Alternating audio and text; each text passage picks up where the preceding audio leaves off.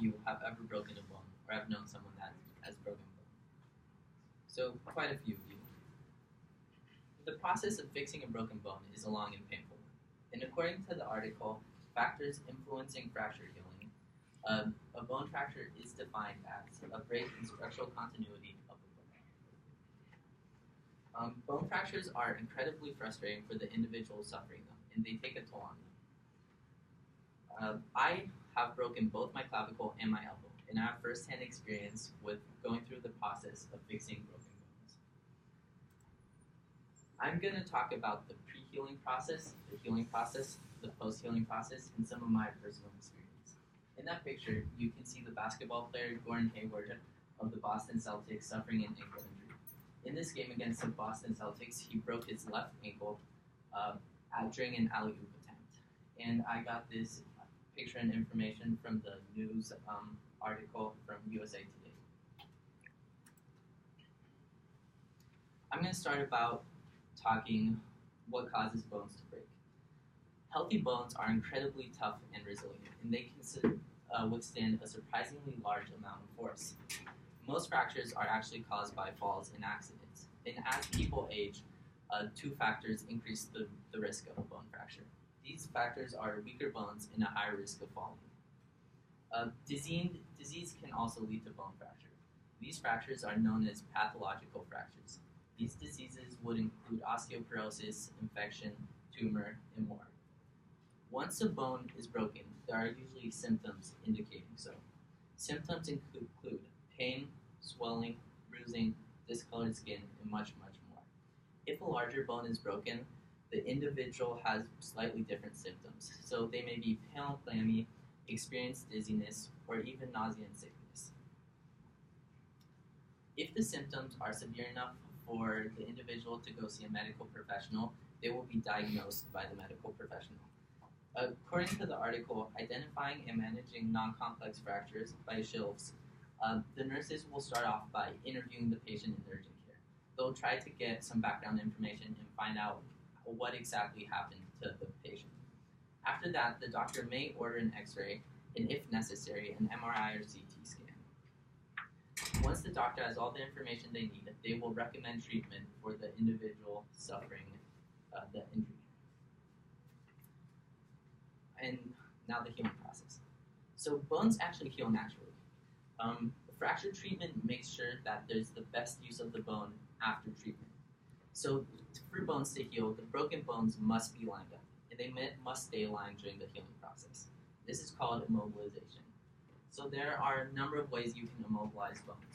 You can use plaster casts or plastic functional braces to hold the bone in place during the healing process. Metal plates and screws are minimally invasive techniques used to hold the bone in place.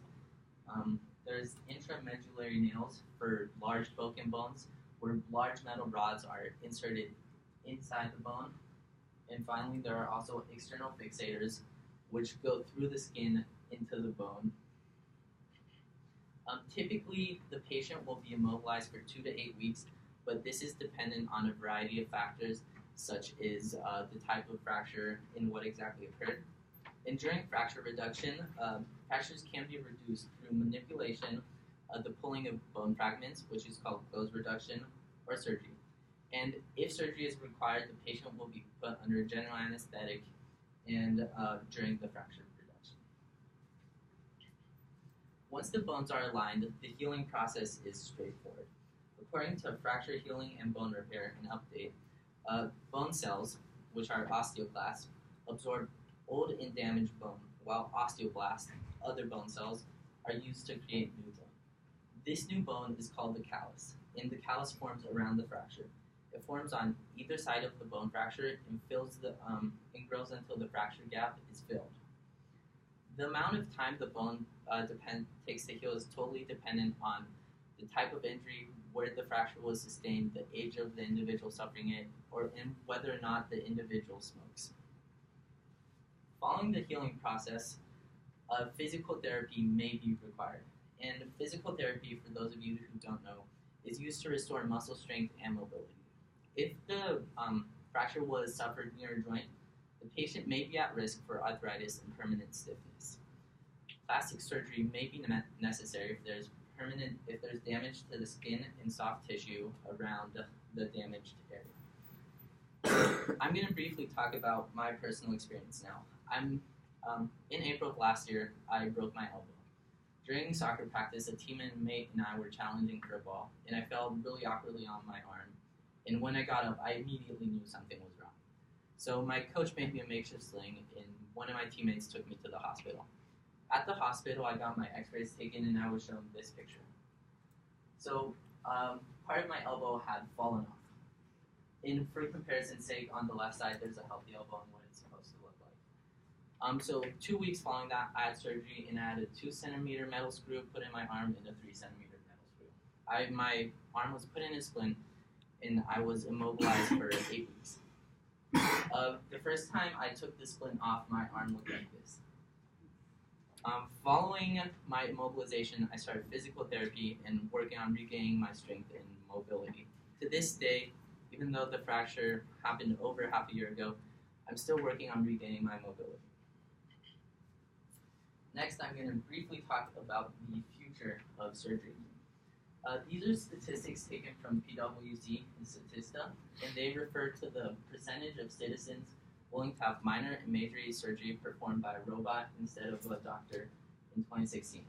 If you look at these statistics, citizens of less developed countries and third world countries are much more willing to have surgery performed by a robot because the medical care they have is less advanced and less safe than citizens of first world countries. And according to the article, A Surgical Robot with Ambition by Wilhelm, Mr. Abedin Nassab is working on a robot that can help surgeons perform an operation of realigning a broken femur. And what this means is that robots helping us with surgery is in the near and immediate future, and some of us might even experience that. The process of fixing a broken bone is a long and painful one, and it varies from person to person. At first, the patient must recognize that the bone is broken. They are then diagnosed, and the appropriate treatment is applied. After the treatment, the patient will need to rest and go to physical therapy if that is necessary. There are many types of fractures in many different places, and in the future, it is highly probable that either you or a loved one will have to go through the process of fixing a broken bone.